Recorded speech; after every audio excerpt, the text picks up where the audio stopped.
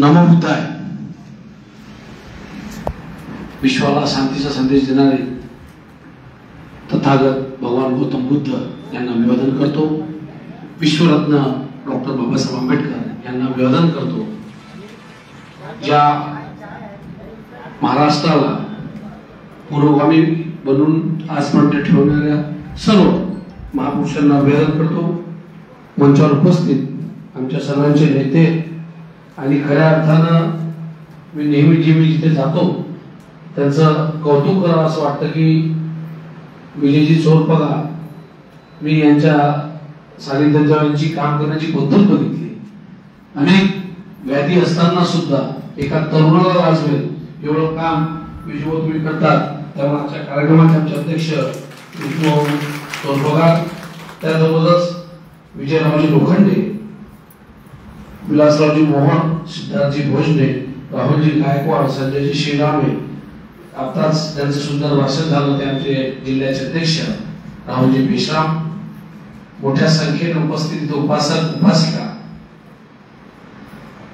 खऱ्या अर्थानं मला वाटतं आपण भाषण दिल्यापेक्षा संवाद साधला पाहिजे। भाषण करू की संवाद साधू? संवाद साधला।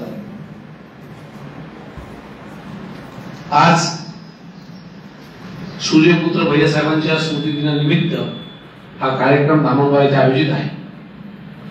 मागच्या वर्षी पण एक अमरावतीला सुंदर असा व्याख्यानाचा कार्यक्रम सरांनी घेतला होता।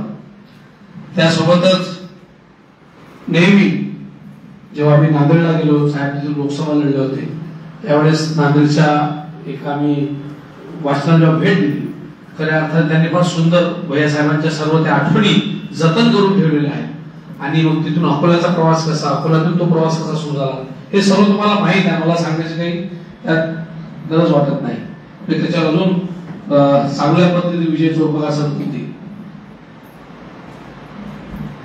ही सर्व मुवमेंट बाबासाहेबांना काय अपेक्षित होतं, त्यानंतर भैयासाहेबांनी कशा पद्धतीने त्याला मोठं केलं आणि तीच आता बाळासाहेब आंबेडकर कशा पद्धतीने पुढे नेत आहेत हे समजणं गरजेचं आहे।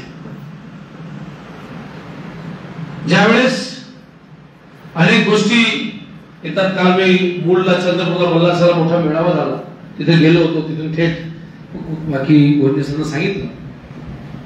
तर तिथून जेव्हा येत असतो अनेक मनात प्रश्न होते।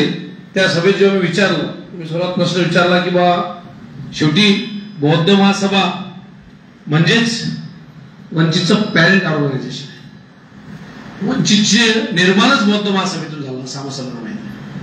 जर बौद्ध महासभा नसती तर कदाचित वंचितचं एवढं मोठं कार्य महाराष्ट्रात उभं राहिलं नसतं, बरोबर सर? आणि सर्वांना असं वाटतं की या सभागृहात एखादा वाटत असेल प्रकाश आंबेडकर चुकले का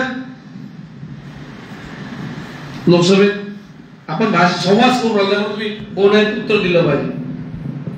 वंचित आघाडी चुकली, अनेक लोकांना वाटत असेल ना वंचित आघाडी चुकली म्हणून, बाळासाहेब चुकले म्हणून निर्णय घेण्यात, असं किती लोकांना वाटतं?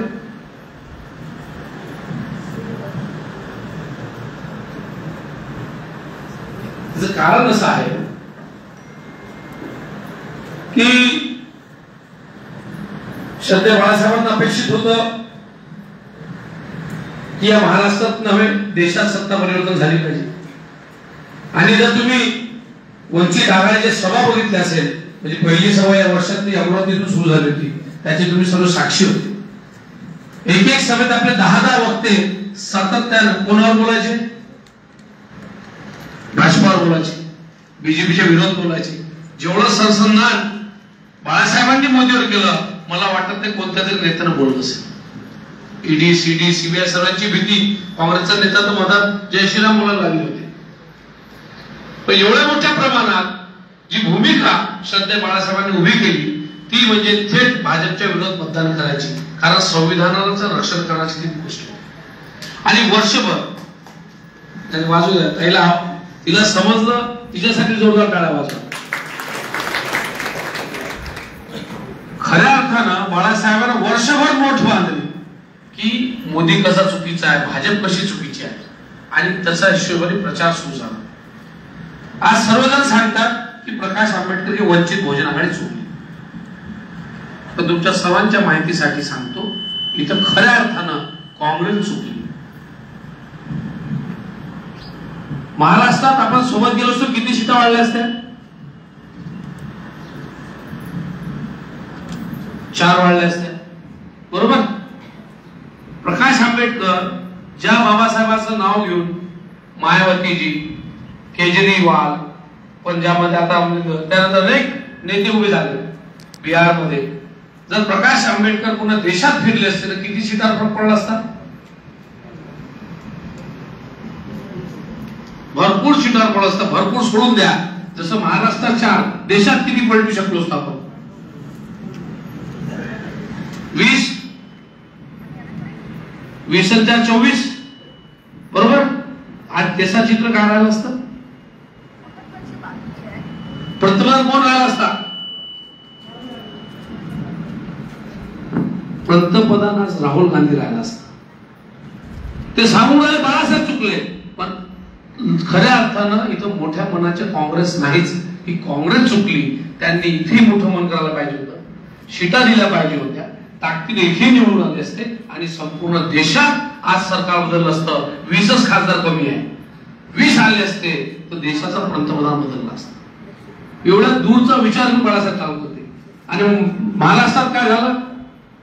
महाराष्ट्रात आपण सांगून ठेवलं की भाजपले मतदान करायचं नाही. कोण सांगितलं? प्रकाश आंबेडकर सरांनी निरोप दिला. वर्षभर गेलो, जेव्हा आपला माणूस मतदानाला गेला त्यावेळेस तिथं काय होतं? 2 चित्र होते.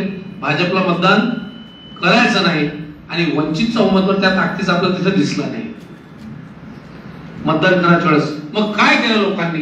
तर मग राष्ट्रवादी, काँग्रेस, शिवसेना याला मतदान केलं, कारण ही लढाई संविधानाची. लोक जर चुकले काय?